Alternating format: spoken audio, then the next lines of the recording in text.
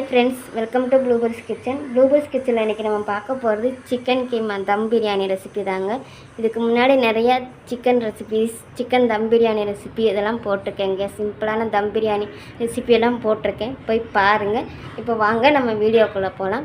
வீடியோக்குள்ளே போகிறதுக்கு முன்னாடி இப்போ தான் ப்ளூபர்ஸ் கிச்சனை நீங்கள் முதல் முறையாக பார்க்குறீங்கன்னா மறக்காமல் கொஞ்சம் சப்ஸ்கிரைப் பண்ணிக்கோங்க. இப்போ வாங்க நம்ம வீடியோக்குள்ளே போகலாம்.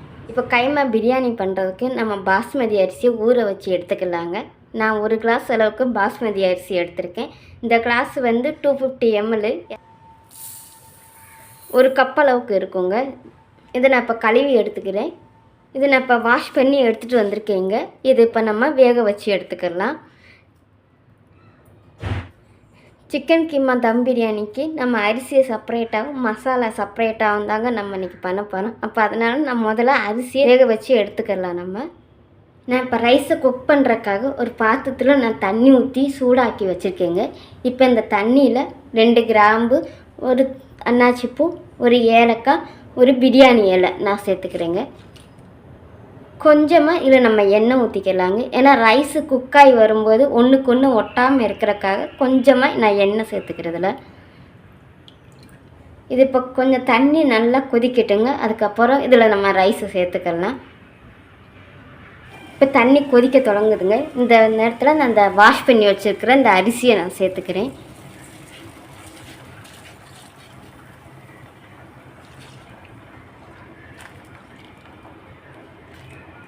இப்போ இந்த ரைஸுக்கு தேவையான அளவு நான் உப்பு சேர்த்துக்கிறேன். இதை ஒரு வாட்டி மிக்ஸ் பண்ணி கொடுத்துக்கலாங்க. இப்போ இந்த ரைஸு குக் ஆகட்டுங்க. நமக்கு ஒரு 80% குக்காகி வந்தால் போதும். பாக்கி 20% நம்ம தம் போடும்போது அதிலே குக் ஆகிக்கிறோம்.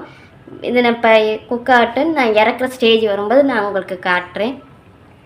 இப்போ ரைஸு குக் ஆகுதுங்க. இப்போ சிக்கன் கீமாக்காக நான் 1/4 கப் அளவுக்கு சிக்கன் எடுத்து அதை நான் பொடியாக கட் பண்ணி எடுத்து வச்சுருக்கேங்க. இப்போ இதை நம்ம ஒரு மிக்ஸி ஜாருக்கு மாற்றி பிளெண்ட் பண்ணி எடுத்துக்கலாங்க. இப்போ ரைஸு குக் ஆகிடுச்சுங்க.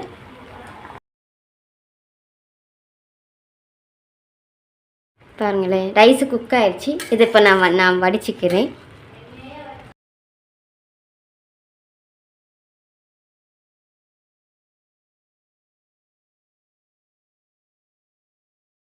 நான் இப்போ இந்த ரைஸை வடித்து எடுத்து வச்சுருக்கேங்க. இது இருக்கட்டும். பிரியாணிக்கு கொஞ்சம் வெங்காயத்தை வதக்கி எடுத்துக்கலாம், மேலே டோப்பிங்க்கு போடுறதுக்காக. இப்போ வெங்காயம் வதக்கிறதுக்காக கொஞ்சமாக நம்ம எண்ணெய் ஊற்றிக்கலாங்க. இப்போ எண்ணெய் சூடாயிடுச்சுங்க. இதில் கொஞ்சோண்டு கிஸ்மிஸ், கொஞ்சம் முந்திரி பருப்பு கொஞ்சம் ஃப்ரை பண்ணி எடுத்துக்கலாங்க. லைட்டாக ஒரு ப்ரௌன் கலர் வந்தால் போதும். நம்ம ரொம்ப ஃப்ரை பண்ண வேண்டாம், போதுங்க. நம்ம இதை இப்போ எடுத்துக்கலாம்.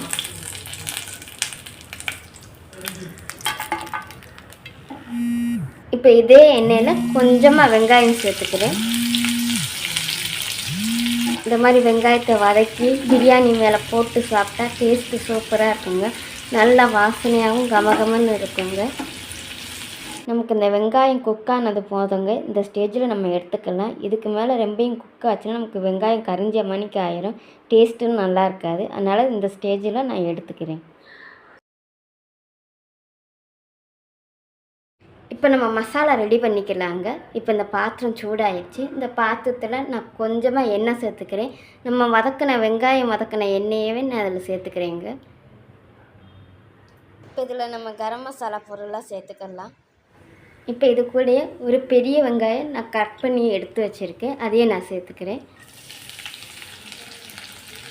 இது கூட ஒரு பச்சை மிளகாய். இப்போ இந்த வெங்காயத்தை நம்ம நல்லா வதக்கி எடுத்துக்கிடுவோங்க. நமக்கு இந்த பிரியாணிக்கு வெங்காயம் நல்லா வதங்கி வரும்போது பிரியாணி டேஸ்ட்டாக இருக்கும். அதனால் நல்லா வதக்கி எடுத்துக்கோங்க. நான் இப்போ வெங்காயத்தை நல்லா வதக்கி எடுத்துட்டேங்க. இப்போ இந்த வெங்காயத்து கூட நல்ல பழுத்ததாக ஒரு தக்காளியை எடுத்து அதை நான் அரைச்சி எடுத்து வச்சுருக்கேன். இப்போ இந்த பேஸ்ட்டை நான் இதில் சேர்த்துக்கிறேன். கொஞ்சமாக இஞ்சி பூண்டு பேஸ்ட்டு. இப்போ இது கூடயே 1/4 டீஸ்பூன் அளவுக்கு மிளகாப்பொடி, 1/2 டீஸ்பூன் அளவுக்கு மல்லிப்பொடி, 1/2 டீஸ்பூன் அளவுக்கு கரம் மசாலா, 1/4 டீஸ்பூன் அளவுக்கு மஞ்சப்பொடி எடுத்து வச்சுருக்கேங்க. இப்போ இதையும் இது கூட சேர்த்துக்கிறேன்.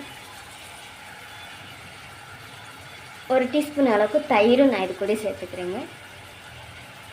இப்போ இது ஒரு 2 நிமிஷம் நம்ம வதக்கி எடுத்துக்கலாங்க. இப்போ தக்காளி நம்ம பச்சை வாசனை போகிற அளவுக்கு வதக்கி எடுத்தாச்சுங்க. இப்போ இந்த இதில் இந்த சிக்கன் கீமாவை நான் சேர்த்துக்கிறேன். இப்போ இந்த மசாலாவுக்கு தேவையான அளவு உப்பு நான் இது கூட சேர்த்துக்கிறேங்க. இப்போ நல்லா மிக்ஸ் பண்ணி எடுத்துக்கலாம். இப்போ இந்த சிக்கனை ஒரு 2 நிமிஷம் நம்ம வதக்கி எடுத்துக்கலாம். 2 நிமிஷமாக வதக்கி எடுத்துட்டேங்க. இப்போ இதில் தண்ணி சேர்த்து நம்ம கொஞ்சம் வேக வச்சு எடுத்துக்கலாம்.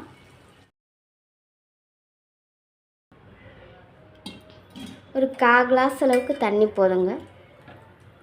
ஒரு 5 நிமிஷம் நம்ம மூடி போட்டு வேக வச்சு எடுத்துக்கலாங்க. இப்போ 2 நிமிஷம் ஆயிடுச்சுங்க. இப்போ நம்ம ஓப்பன் பண்ணிக்கலாம். இப்போ இந்த ஸ்டேஜில் நம்ம உப்பு உரப்பு எல்லாமே பார்த்துக்கலாம். எனக்கு உப்பு உரப்பு எல்லாமே கரெக்டாக இருக்குங்க. நம்ம மசாலாவும் ரெடி ஆயிடுச்சு. இப்போ இந்த ஸ்டேஜில் கொஞ்சமாக மல்லி இலை இதையும் சேர்த்து நல்லா மிக்ஸ் பண்ணிக்கலாங்க. இப்போ நம்முடைய மசாலாவும் ரெடி ஆயிடுச்சு. இப்போ நான் அடுப்பை அமர்த்திக்கிறேன். இப்போ பிரியாணி தம் போடுறதுக்கு ரெடி பண்ணிக்கலாங்க. இப்போ இந்த பாத்திரத்துக்கு அடியில் நம்ம ரைஸை முதல்ல சேர்த்துக்கலாம்.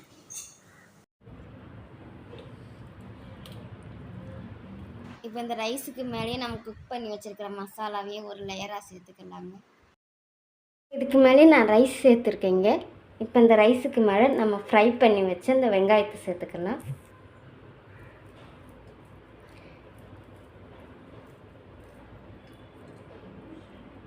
இதுக்கு மேலேயே நம்ம ஃப்ரை பண்ணி வச்சுருக்கிற அந்த முந்திரி பருப்பு அப்புறம் அந்த கிஸ்மிஸையும் நான் சேர்த்துக்கிறேன்.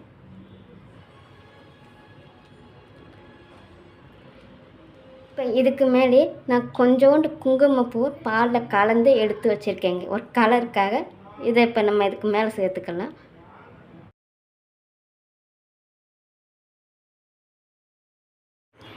கொஞ்சமாக மல்லி இலை. இப்போ இந்த தோசை தவா சூடாகிடுச்சுங்க. இப்போ இதுக்கு மேலே இந்த பாத்திரத்தை நம்ம வச்சுக்கலாம். ஒரு மூடி போட்டு இதுக்கு மேலே வெயிட்டான இந்த கல் நான் எடுத்து வைக்கிறேங்க, இடிக்கல்ல. ஒரு 3 நிமிஷம் நம்ம தம் போட்டு எடுத்தால் போதும். ஏன்னா ஏற்கனவே எல்லாமே குக் ஆனது, அதனால் ஒரு 3 நிமிஷம் நம்ம தம் போட்டு எடுத்துக்கலாம். இப்போ 3 நிமிஷம் ஆயிடுச்சுங்க. இப்போ அடுப்பை அமுத்திக்கலாம்.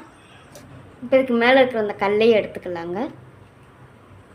இப்போ இதை ஓப்பன் பண்ணிக்கலாம். பாருங்களேன், நல்லா கமகமன்னு மணக்குதுங்க. இப்போ இந்த ஸ்டேஜில் கொஞ்சமாக நான் நெய் சேர்த்துக்கிறேன். நான் எப்பயுமே உங்ககிட்ட சொல்கிறதாங்க, நெய்யை நீங்கள் முதல்ல சேர்க்குறத விட கடைசியில் பிரியாணி பண்ணிவிட்டு கடைசியில் சேர்த்து சாப்பிட்டு பாருங்கள். நெய்யோட வாசனை, பிரியாணியோட வாசனை நல்லா கமகமன்னு இருக்குங்க. ஒரு வாட்டி நீங்கள் இந்த மாதிரி ட்ரை பண்ணி பாருங்களேன். இப்போ நான் உங்களுக்கு எடுத்து காட்டுறேங்க, பாருங்கள். இந்த மாதிரி சைடு ஓரத்துலேருந்து நம்ம எடுக்கணுங்க. அதனால் நமக்கு அந்த மசாலா ரைஸு எல்லாம் சேர்ந்து வரும். பாருங்களேன்